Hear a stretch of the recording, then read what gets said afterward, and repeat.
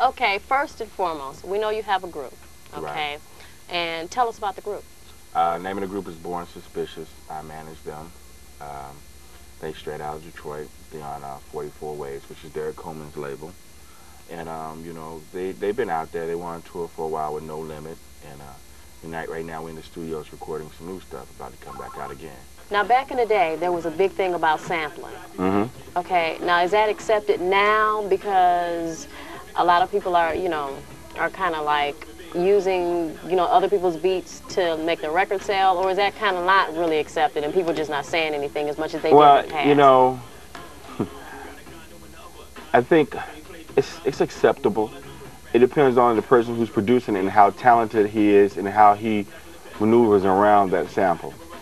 You know, you got cats who will just straight rape a record. Just take the track and rap over it and put it back out. You know, maybe tweak a little EQ on it differently and go with it. Then you got cats who will take something and really do something with it, or go back and actually replay it and do it. It just depends on how you work it, but don't do your whole album off samples. Or, you know, you got a lot of cats who will sample records that you don't even know there were records, because they dig so deep into the crate and find things that haven't even been sampled before.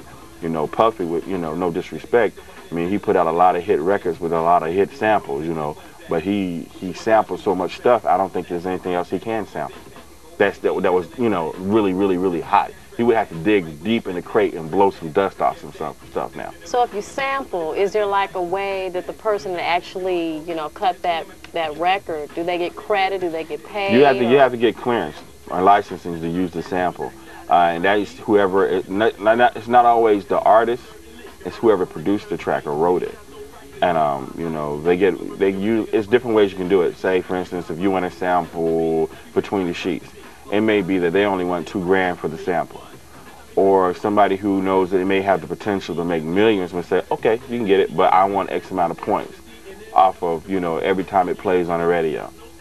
And they get publishing, you know, and they may say, I want a quarter off for every record sold, where they'll tend to make a lot more money that way versus, you know, just getting that $2 grand. But you have to pay for it. If not, you get sued. How do you deal with those rappers that are, because you're an air personality, they think that you can just play everything? Oh yeah, they come up to me on a daily basis.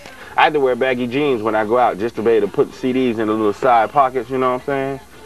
But, you know, the biggest thing that, you know, local rappers got to understand, first of all, I appreciate them even, you know, coming up to me and honoring me by giving me their music. But there's some things that you really need to be known. Hey, you got to give us quality sounding product. Don't go in the studio and do something and rap on something that sound like you on a Casio keyboard. That don't work. You know, if you present a product to me, I can listen to it, but I can't just come in here and play it. It has to go through procedures. It has to go to Chris Kelly.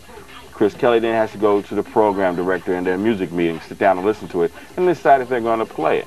But you got to also realize we treat local rappers just the way you would treat a national act.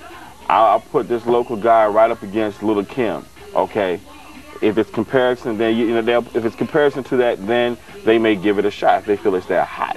But you can't just drop a record off here and say, why you ain't playing my record?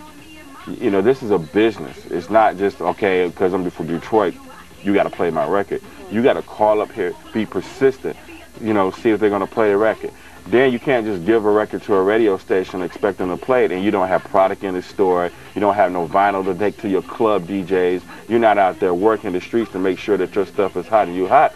Because if we play your record for 3 weeks, nobody knows who you are, nobody's calling for you, it's gone. Then what you going to do? You think you got what it takes to become a hip-hop artist? Well, you need to check this out. We're on our way to Nation Studio to visit Matt Vatroitsky, and he's going to give us the ins and outs on how to get your record started.